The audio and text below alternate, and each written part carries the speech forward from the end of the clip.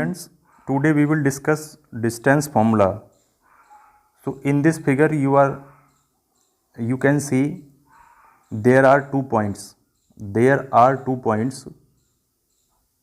points P and Q. P के जो coordinates हैं वो आपको दे रखे हैं. P coordinates x1 y1. Q के कोऑर्डिनेट आपको दे रखे हैं x2 y2. ये आपको कोऑर्डिनेट दे रखे हैं x1 y1 x2 y2. ये P और Q के कोऑर्डिनेट्स हैं. देखिए now we have to find out distance PQ. हमें इन्हीं पॉइंट के बीच का डिस्टेंस PQ फाइंड आउट करना है. तो देखिए we will find out this distance PQ by using the Pythagoras theorem in triangle PTQ. देखिए इन ट्रायंगल PTQ में हम यूज़ करेंगे पाइथागोरस थ्योरम. ट्रायंगल जो PTQ होगा वो राइट एंगल ट्रायंगल होगा. Right angled triangle. ये राइट एंगल ट्रायंगल होगा. तो हम किस तरीके से इसको देखेंगे. तो देखिए फर्स्ट ऑफ ऑल हम P से परपेंडिकुलर डालेंगे x एक्सिस पर. देखिए परपेंडिकुलर फ्रॉम परपेंडिकुलर, ये परपेंडिकुलर का साइन है. Perpendicular from P to x axis.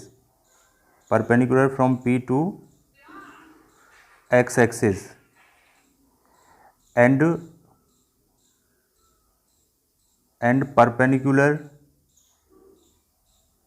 perpendicular from Q to x axis.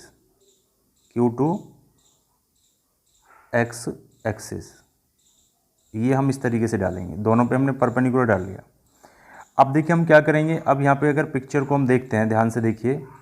अगर हम इस फिगर को ध्यान से देखेंगे तो देखिए इसमें क्या होगा. जो OR होगा, OR वो x1 होगा. OR क्या होगा x1. और इसमें OS जो होगा, OS वो क्या होगा x2. ये यहाँ पर ये जो होगा ये x1 होगा और ये जो होगा आपका x2 होगा OS. इसी तरीके से मैं देखेंगे फिगर में तो OS जो होगा QS जो होगा वो आपका होगा y2.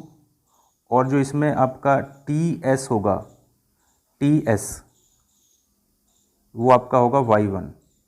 यहाँ पर PT जो है वो जो आपका PT है वो परपेंडिकुलर है. PT परपेंडिकुलर है QS पर.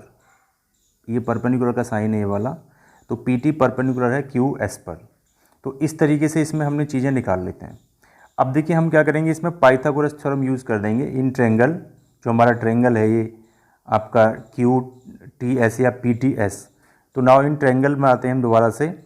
In triangle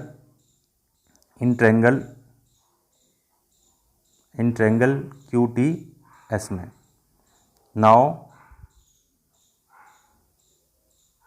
now in triangle QTS, ये QTS राइट एंगल ट्रायंगल है. तो हमने अभी देखा था कि हमारा जो OR था, OR वो x1 था और OS जो था वो हमारा x2 था. तो अगर हम RS निकालेंगे, पिक्चर को ध्यान से देखिए, RS जब निकालेंगे तो हम OS माइनस OR करेंगे. तो हमारा RS जो निकल के आएगा, RS वो हमारा आएगा x2 माइनस x1. और जितना हमारा RS होगा ये उतना ही वो हमारा PT होगा. तो हमारा ये PT आ जाएगा. तो हमें PT पता चल गया. तो RS इक्वल टू होगा x2 माइनस x1. तो PT भी होगा x2 माइनस x1. देखिए नाउ इसी फिगर में आप दोबारा से देखेंगे तो QS होगा या SQ होगा, SQ जो हमारा होगा वो y2 होगा. और ST जो हमारा होगा वो y1 होगा. तो अगर हम इस फिगर को फिर ध्यान से देखते हैं तो हमारा जो TQ होगा, तो TQ निकालने के लिए हम क्या करेंगे. TQ में हम क्या करेंगे, QS में से या SQ में से TQ जो होगा वो SQ माइनस ST होगा. तो TQ हमारा निकल के जो आ जाएगा वो हमारा आ जाएगा y2 माइनस y1, और जो हमारा टी क्यू निकल के आ गया ये, तो हमें ये दो वैल्यू निकल के आ गई, टी क्यू निकल के आ गया और हमारा ये पी टी निकल के आ गया। अब देखिए इसमें अगर हम पाइथागोरस थ्योरम लगाते हैं ट्रायंगल क्यू टी पी में, क्योंकि ये राइट एंगल ट्रायंगल होगा यहाँ पे, तो देखिए इन ट्रायंगल में आ जाते हैं हम, इन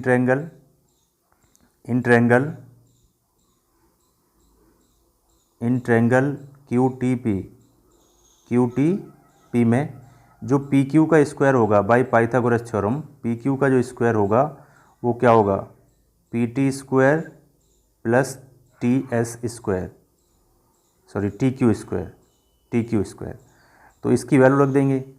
पी टी की वैल्यू कितना है, पी टी जो हमारा आया था वो आया था x2 माइनस x1, तो यहाँ पर पी टी की वैल्यू रख देंगे x2 माइनस x1 का होल स्क्वायर। फिर यहाँ पर हम q की वैल्यू रख देंगे, टी क्यू की वैल्यू वो है y2 माइनस y1, तो ये आएगा y2 माइनस y1 और इसका हो जाएगा होल स्क्वायर। ये आपका आ गया पी क्यू का स्क्वायर। तो अब इसको हम सॉल्व कर लेंगे, पाइथागोरस थ्योरम को आपको पता है कैसे सॉल्व करेंगे। तो इसको जब हम सॉल्व करेंगे तो यहाँ पर पी क्यू का स्क्वायर आएगा, पी क्यू, केवल इसमें जब हम पी क्यू की बात करेंगे तो वो आपका आएगा पी क्यू हमारा आएगा x2 माइनस x1 का whole square plus y2 minus y1 का होल स्क्वायर और उसका हो जाएगा रूट। तो यही हमारा डिस्टेंस निकल के आ जाएगा डिस्टेंस फॉर्मूला से। पी क्यू आ जाएगा x2 minus x1 whole square plus y2 minus y1 whole square. तो this is the distance formula. तो इस तरीके से हम इस डिस्टेंस फॉर्मूले का फाइंड आउट कर लेंगे। देखिए अब इसमें कुछ केसेस देखते हैं। देखिए जैसे अगर हमें डिस्टेंस निकालना है, ये हमने निकाल लिया, तो अब देखिए दो पॉइंट्स हैं, जैसे मान लो एक पॉइंट है 2,3, एक पॉइंट है मान लीजिए 4,5। तो देखिए x2 माइनस x1 का whole square y2 minus y1 whole square. तो हम इसको क्या है, जैसे मान लो हमने इसको x1 मान लिया, इसको हमने y1, ये हो गया हमारा x2 y2। इन पॉइंट्स में अगर हम देखेंगे तो x1 हमारा 2 है और x2 जो होगा हमारा वो हमारा 4 है। तो आप देखिए ये वैल्यू निकालते हैं x2 माइनस x1 का होल स्क्वायर। तो x2 माइनस x1 का जो होल स्क्वायर आएगा निकल के, वो क्या आएगा 4 माइनस 2 का होल स्क्वायर, यानी वो क्या आएगा 4 ही आएगा निकल के। अब देखिए आप x1 माइनस x2 निकालिए का होल स्क्वायर निकालिए, तब देखिए क्या आएगा 2 माइनस 4 करिए और उसका स्क्वायर करिए, तो ये -2 आएगा यहाँ से, लेकिन उसका स्क्वायर करने पर 4 ही आएगा। तो ये वैल्यू और ये वैल्यू सेम आएंगे। इसी तरीके से आप y1 और y2 निकालेंगे तो वो वैल्यू भी सेम आएंगी। तो कहने का मतलब हमारा क्या है, y1 y2 निकालेंगे तो वैल्यू भी सेम आएंगी। तो मैं यहाँ पे ये कह रहा हूँ कि हम इस फॉर्मूले को इस तरीके से भी लिख सकते हैं, यानी हमने जो लिखा डिस्टेंस फॉर्मूला, तो पी क्यू जो होगा वो ऐसा नहीं कि x2 माइनस x1 करेंगे, आप x1 माइनस x2 भी कर सकते हैं, तो भी आंसर सेम रहेगा, उस पर कोई फ़र्क नहीं पड़ेगा। तो y1 माइनस y2 का होल स्क्वायर। तो स्टूडेंट्स हम इस तरीके से भी लिख सकते हैं। तो डिस्टेंस फॉर्मूला हम ऐसे भी यूज़ कर सकते हैं, x1 minus x2 whole square, y1 minus y2 whole square, या x2 minus x1 y2 minus y1 भी सॉल्व कर सकते हैं। अब देखिए अगर इनमें से कोई भी एक पॉइंट, मान लीजिए हमें डिस्टेंस निकालना है फ्रॉम द ओरिजिन। देखिए distance from origin, distance of A point, मान लो पॉइंट हमने x, y ले लिया, from origin.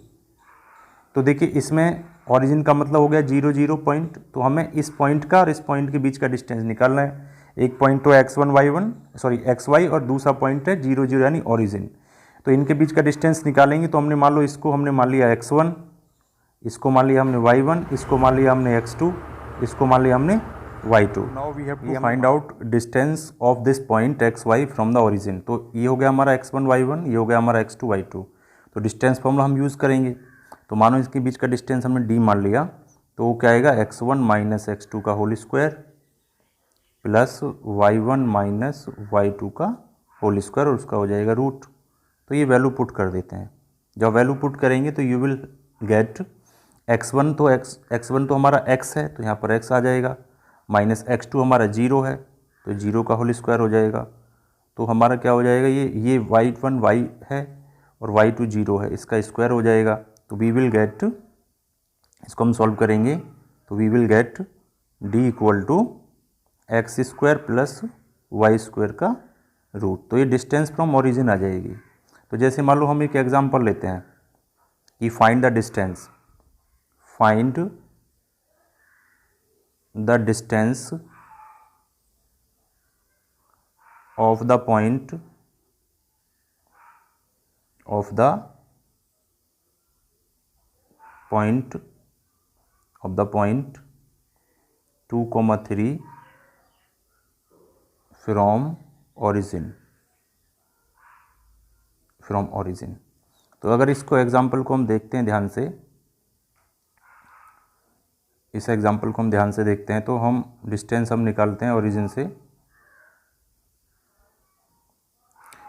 Find the distance of the point 2,3 from origin. तो जब इसको हम निकालेंगे तो इसमें क्या होगा कि डिस्टेंस फॉर्मूला यूज़ करेंगे तो d क्या हो जाएगा हमारा, अगर हम देखेंगे तो हो जाएगा ये x हो गया, ये y हो गया, तो सीधा फॉर्मूला यूज़ कर देंगे हम। तो क्या होता है x square plus y square का रूट। तो सीधा हम निकालेंगे जो पॉइंट दिया उसी को यूज़ करेंगे। तो 2 का स्क्वायर प्लस 3 का स्क्वायर का रूट हो जाएगा। तो जब इसको हम सॉल्व करेंगे तो क्या आ जाएगा, ये 4 + 9 का रूट यानी √13, ये हमारा डिस्टेंस आ जाएगा। इस तरीके से हम फाइंड आउट कर सकते हैं। Okay, thank you students.